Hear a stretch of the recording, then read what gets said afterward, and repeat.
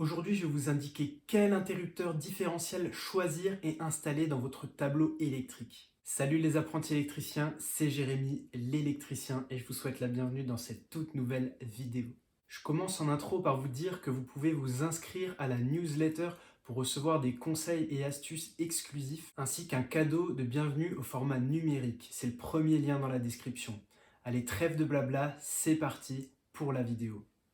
Commençons par vous expliquer à quoi sert un interrupteur différentiel. Il détecte les fuites de courant à la terre dues à un défaut d'isolement et en conséquence il déclenche pour protéger les personnes en leur évitant d'être en contact avec ce courant de fuite justement. Alors attention, il y a une différence entre un disjoncteur différentiel et un interrupteur différentiel.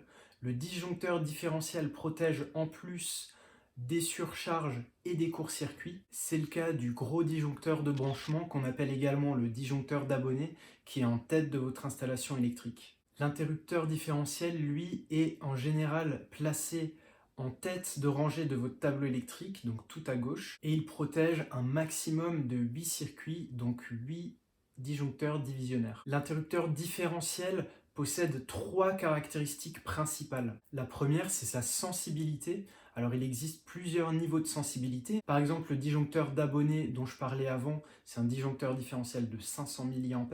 Mais pour respecter la norme NFC 1500, on mettra des interrupteurs différentiels de sensibilité 30 mA. C'est-à-dire qu'au-dessus d'un courant de fuite de 30 mA, l'interrupteur déclenchera. Alors vous me direz pourquoi 30 mA?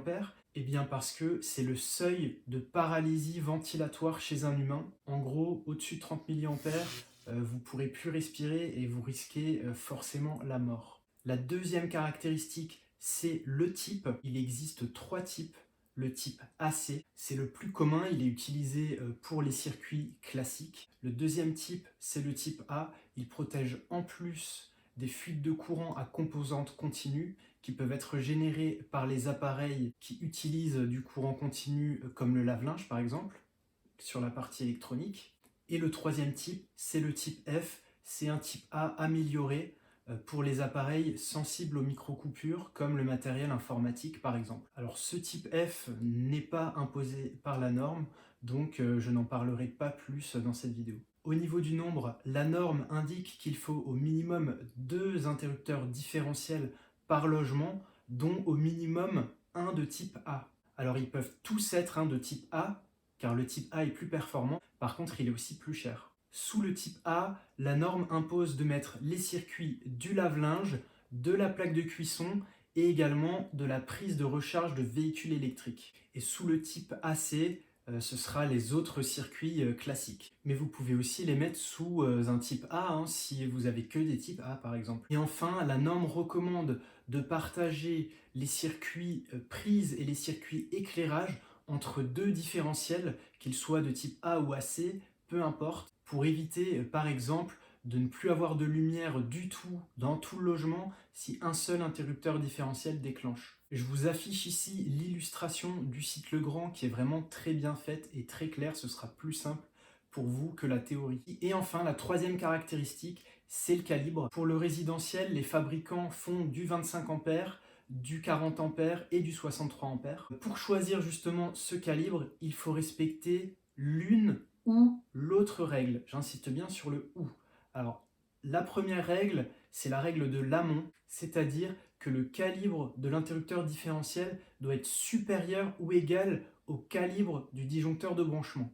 Dans mon cas, le disjoncteur de branchement ou disjoncteur d'abonné est réglé sur 30 A. Comme on a le choix entre du 25, du 40 ou du 63 A, dans ce cas-là, pour être supérieur à 30, il faudra que je choisisse le 40 A.